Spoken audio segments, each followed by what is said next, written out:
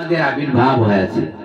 তবে আমাদের একটু দুর্ভাগ্য আছে, ঠিক সেই সময় আমরা আসতে পারি নাই। শ্রীমদ মহাপ্রভু যখন আসছিলেন সেই মহাপ্রভু আমাদের আমরা আসতে পারি নাই।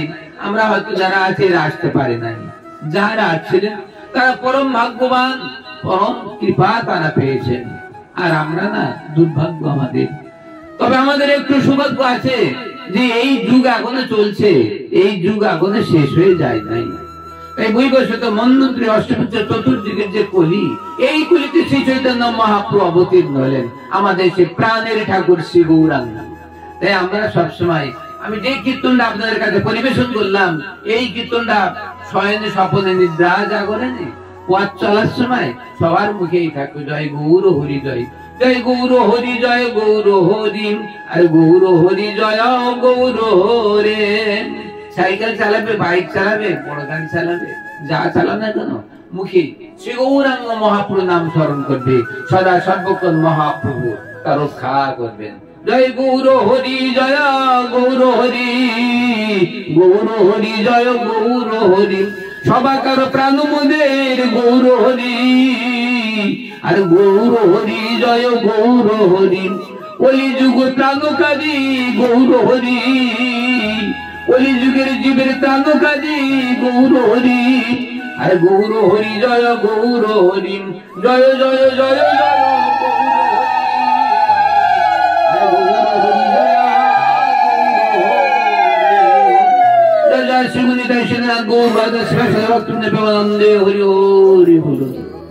এবার আমার সম্মুখে আমার ছেলে মেয়েরা, শিষ্য শিষ্যাগণ যারা আজকের এই মহৎ অনুষ্ঠানে সবাই পড়ালেখা করতে আছে, এক সপ্তাহ আগে তাদের কাছে প্রশ্ন প্রেরণ করা হয়েছে। আজ তারা এই প্রশ্নের উত্তর যত সম্ভব দেওয়ার চেষ্টা করবে।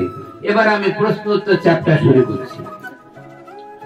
পূর্বে ঠাকুরের সম্বন্ধে কিছু আলোচনা, শ্রী গোরাচাঁদ মিলন সংঘ আয়োজিত কতিপয় ভাগবতীয় আধ্যাত্মিক প্রশ্নোত্তর 108 শ্রী সদানন্দ দাস বাবাজি মহারাজ কর্তৃক লিখিত প্রতি রবিবার সময় 8 ঘটিকা হইতে সন্ধ্যা 6 ঘটিকা পর্যন্ত। তাই আজ মহাতে অনুষ্ঠান আছে। নববিধা ভক্তি কি? ভক্তি 9 প্রকার। সেই 9 প্রকার ভক্তি কি? যে বলতে পারে তার কাছে বলবো 9 প্রকার ভক্তি কি? জয় রাধে, জয় গুরু। নববিধা ভক্তি কি? কি শ্রীকৃষ্ণের নাম প্রবল 1 নম্বর, 2 নম্বর কীর্তন স্মরণ, 4 নম্বর বন্ধন অর্চন, পাদ সেবন, দাস্য শপ ও আত্মনিবেদন। 1 নম্বর প্রশ্ন, নববিধা ভক্তি কি? শ্রীকৃষ্ণ নাম শ্রবণ, কীর্তন স্মরণ বন্ধন পাদ সেবন দাসরে, আর পূজন সখী জন আত্মনিবেদন গোবিন্দ দাসে অভিলাষরে। এই নববিধা ভক্তি শুদ্ধ ভাবে বলো। হৃদয় কালিকল্পা চলে যায় এবং কৃষ্ণ প্রেম আমাদের হৃদয়ে আসে। কীর্তন কি? কীর্তন তার নাম, ভগবত নাম কীর্তন। কীর্তন মানে গান।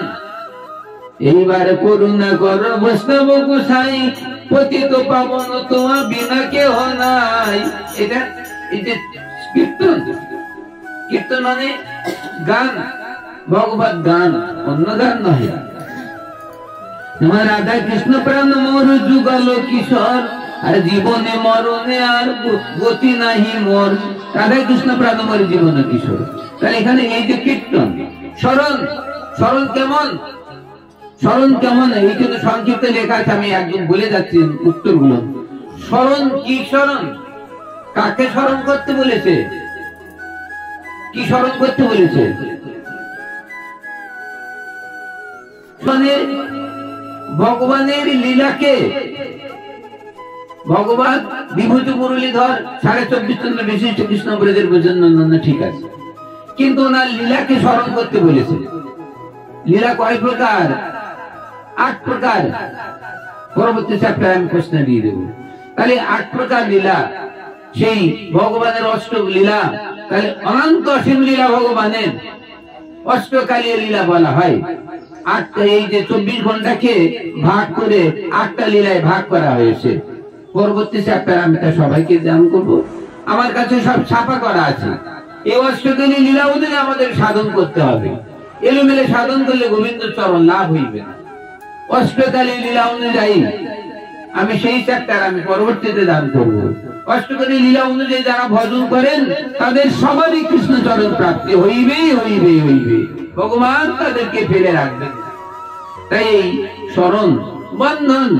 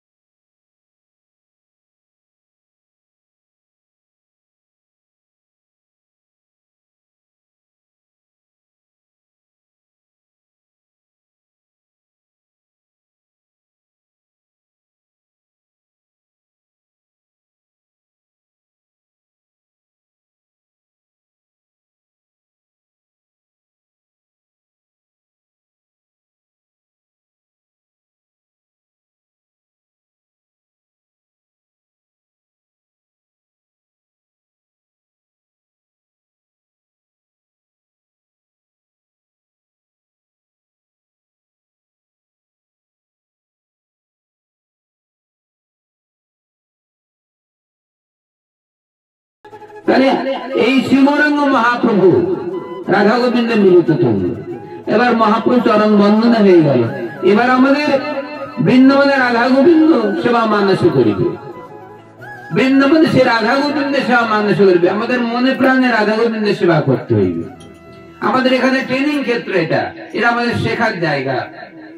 রাধা গোবিন্দের সেবা মানসে করিবে, বৃন্দাবনে অপ্রাকৃত নবীন বদন কাম বিষ্কাম গাইতে যার উপাসনা।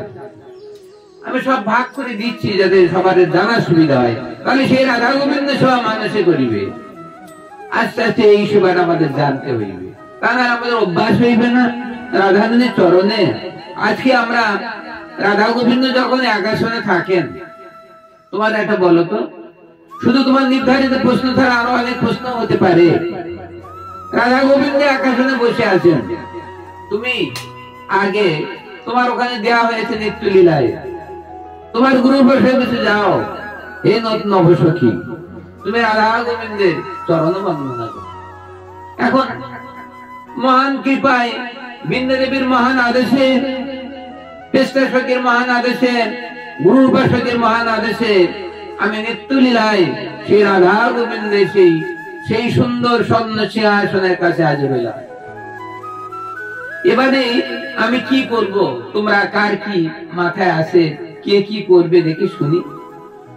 তোমাদের সৌভাগ্য হয়েছে, এখন কি করবে, কি করবে গীতা বলে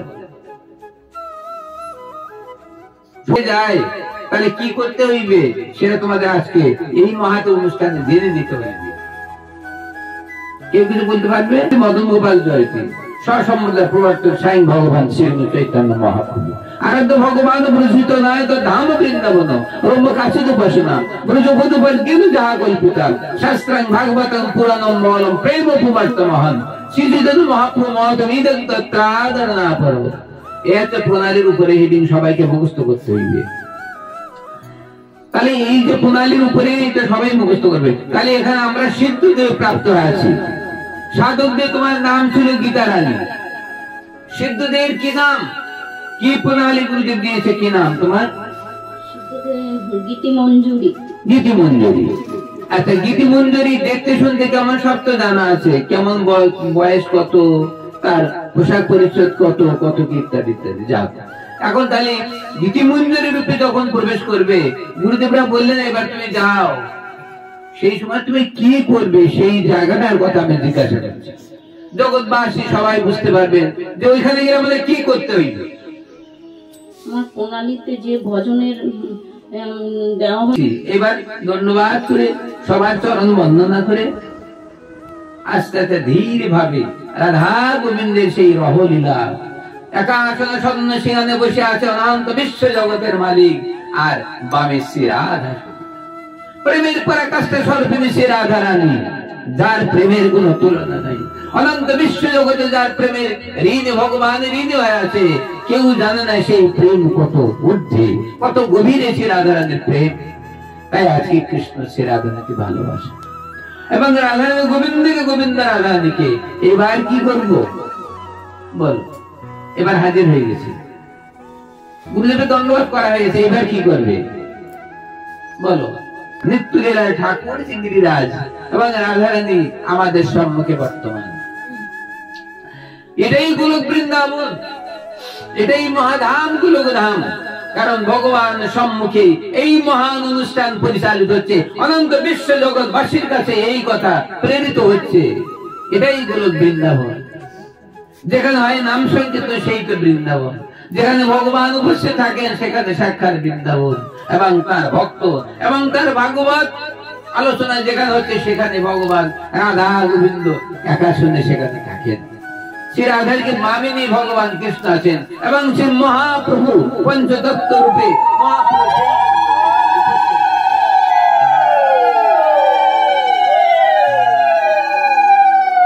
তাহলে এখানে কি করতে হইবে ক্লিয়ার বলতে পারলেন? বলতে পারলেন না? সখীদের আনুগত্য হয়ে গেছে বাইরে, এবার রাধারানীর কাছে রাধারানীর আনুগত্য না নেওয়া পর্যন্ত কৃষ্ণের সেবা কখনই চলে না। তাহলে আজকে শাস্ত্রে লেখা আছে আনুগত্যের ধর্ম ইহা, ঐশ্বর্য জ্ঞানকে সব জগতে মিশ্রিত, ঐশ্বর্য শীতের প্রেমে মোর নহে মন প্রীত। ঐশ্বর্য শীতের প্রেম ভগবানকে লাভ করা যায় না, আর ঐশ্বর্য পূর্ণ থাকলে তো হবে। তাহলে এখানে আনুগত্য ধর্ম, কিশোরীর আনুগত্য নিতে হবে। আমি আজকে সকালে ভোর 5টার সময় কিশোরীর কথা চিন্তা করতে করতে কিশোরী একটা কীর্তন লিখি আছে, যে কীর্তন আগামী দিনে নিত্যান্ত সুলেখার বাড়িতে পার হইবে। আজকের ভোরে আমার দুটো কীর্তন ঠাকুর স্মরণ করে দিয়েছেন, একটা রাত 4টার সময় আর একটা 5টার সময়।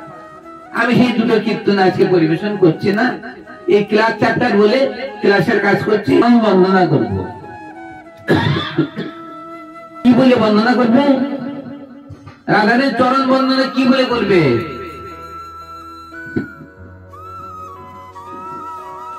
বৃন্দাবনেশ্বরী বৃষভানুসুতে দেবী তং নামমি হরি প্রিয়ে। মাথা নত করে থাকবে, হাত জোড় করে মাথা নত করে থাকবে। তখন রাধারানীর সহস্র বদন যখন দেখাবে তখন চরণে মনে হবে এইবার আমার চরণে স্পর্শ করতে বলছে।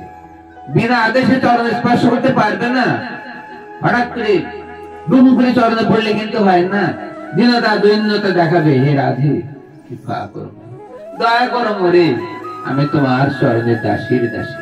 বলবে না হে রাধে আমি তোমার দাসী, বলবে না, বললে তোমার ক্যান্সার হয়ে যাবে, তোমার অহমিকা প্রকাশ পাবে।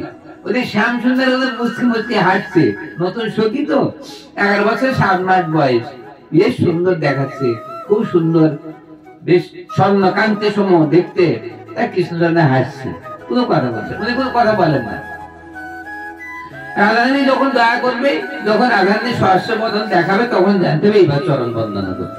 এবার চরণ বন্দনা করে রাধারানী চরণ ধরে নিয়ে চুপ করে থাকবে। কি ইঙ্গিত হয় ওখানে, ইঙ্গিতে বুঝবে সব কর্ম। রাধা গোবিন্দের কাছে কোনো ঝগড়া করাকরি কোনো কথা নাই। ওখানে কি আছে, রাধা গোবিন্দের কাছে কি আছে আজকে তোমরা শিখে নাও। কি আছে ওখানে? ইঙ্গিতে করায় কর্ম, কোনো বাক্য নয়। বাক্য খুব কম, ইঙ্গিত করবে রাধারানী। এবার রাধারানী ইঙ্গিত করবে না, রাধারানী ডাইন ইঙ্গিত করবে। রাধারানী বসে আছেন এই রাধারানী। এবার কি বলেছে এখানে ইঙ্গিতে? ইঙ্গিতে কি বলেছে? রাধারানী ইঙ্গিত করলেন কাছে, তাহলে এবার শ্রীকৃষ্ণ চরণ বন্দনা করিতে হইবে।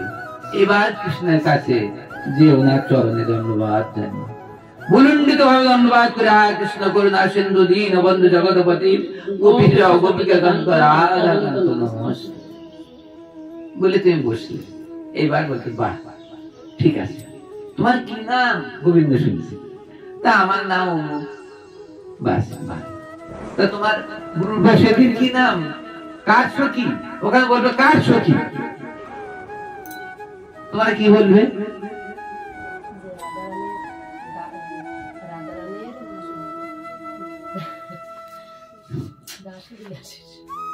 কার সখী? প্রশ্ন উত্তর, তুমি কার সখী? কৃষ্ণ তুমি কার সখী? নবসখী। যে বা এর আগে এই সখী তো খুব ভালো সখী, এ কার সখী? কার সখী রে? কি বলবে? চলতে বলো।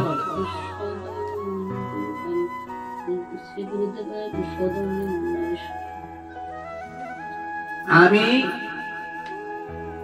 সৌদামিনী মন্দিরের সখী। ওখানে তো সদানন্দ বাবা যে বললে হয় না, সদানন্দ বাবা তো দেওয়ার কি আছে, ওখানে নিত্য লীলা এসে সৌদামিনী মন্দির রূপে রয়েছে। এখন বললে আমি দীনতা দৈন্যতা ভাবে আমি সৌদামিনী মন্দিরের সখী। বাহ, খুব ভালো তো। ঠিক আছে, বস বা বসতেই হবে। এবার আধানে বললো কি, তুই নতুন সখীটা ভালো, তুই একটু জল নিয়ে আয়, জল নিয়ে আয়। মানে বলে ঠান্ডা জল আছে, হাতে রেখে দিবি জল আনতে। একটু করে জলটা আনবে। তোমার সেবা হয়তো ব্যাজন করা, হাত দেওয়া আছে, কিন্তু রাধানে বলে জল আনতে। তা তুমি দাঁড়িয়ে বলবে না আমার তো জল আনার কথা ছিল না, আমার তো সেখানে আমার পাকা হাওয়া করার কথা ছিল, বুঝতে বললো জল আমি আনবো। আরে ওখানে ওখানে কোনো গুরুদেব একটা দিয়েছে, সেটার নাম মাত্র, কিন্তু রাধারণের ইঙ্গিতে সব কর্ম হইল। এবার তোমাকে আদেশ করার সাথে সাথে ওদিকে আর এক সখী হাজির হয়েছে। মৃত্যু লীলাতে সখীর অভাব নেই, অহর্নিশিত মানুষ দেহ রাখছে, অহর্নিশিত যাচ্ছে। তাহলে এরকম ধরনের। তাহলে প্রথম প্রশ্ন উত্তর এখানে সমাপন হয়েছে। বলো নাম অপরাধ কত প্রকার, কি কি? পড়ালেখা করোনি তুমি? শ্রী নাম অপরাধ 10 প্রকার। 1 নম্বর সাধু নিন্দা, 2 নম্বর বিষ্ণু ও শিবের প্রতি পৃথককরণ, 3 নম্বর শ্রী গুরুদেবের অবজ্ঞা ও শ্রী গুরুদেবের মর্ত বুদ্ধি সাধারণ জ্ঞান করা, 4 নম্বর শ্রুতি ও তদনুগত শাস্ত্রের নিন্দা, একটা শাস্ত্রের নিন্দা করা, 5 নম্বর শ্রী হরি নামের মহিমা অর্থবাদ মনন, 6 নম্বর শ্রী হরি অর্থান্তর কল্পনা, হরিনাম আর কৃষ্ণ নাম এবং কৃষ্ণকে ভাগ করে দেওয়া, যেই নাম সেই কৃষ্ণ ভজন নিষ্ঠা করি, নামের সহিত আছে আপন শ্রী হরি, নাম রূপে নামই, তাই বলা হয়েছে। নাম বলে পাপাচারে পাপাচরণের প্রবৃত্তি।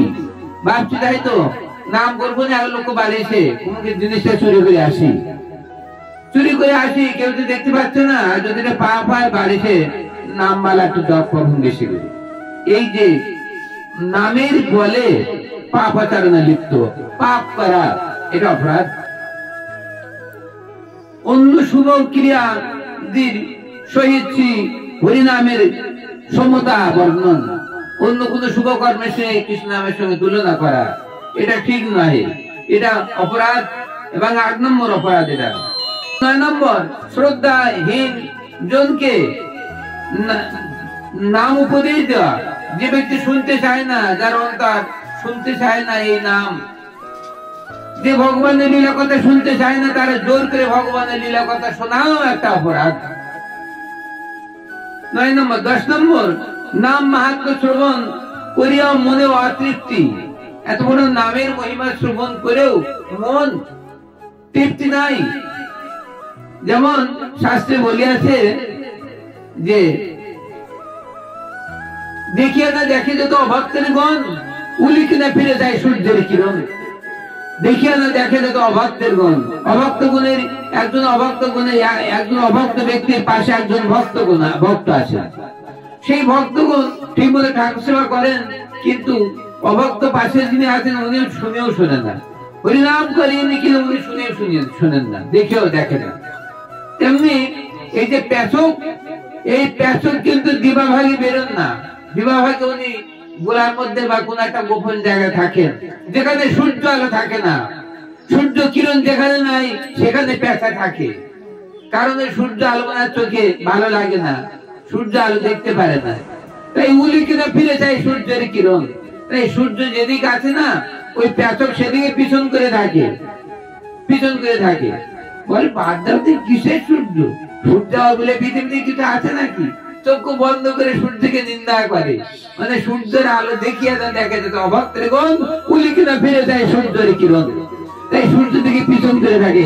এই মহান সূর্য পার্থিব জগতে যে আলো দান করছেন, মহান সূর্য না থাকলে পৃথিবী চলতো না। এই মহান সূর্যের মহানুভতা ওই পেশক বলে কি না, কিসের সূর্য? সূর্য বলে আবার কিছু আছে নাই। রাত্র রাত্রে ওনার ভালো লাগে বলে রাত্রি সবসময় জাগরিত করে। যেই রাত্র হয় পুরো করে তখন গোপন জায়গাতে বেরিয়ে খাদ্য অন্বেষণে চলে যায়। বলে রাতের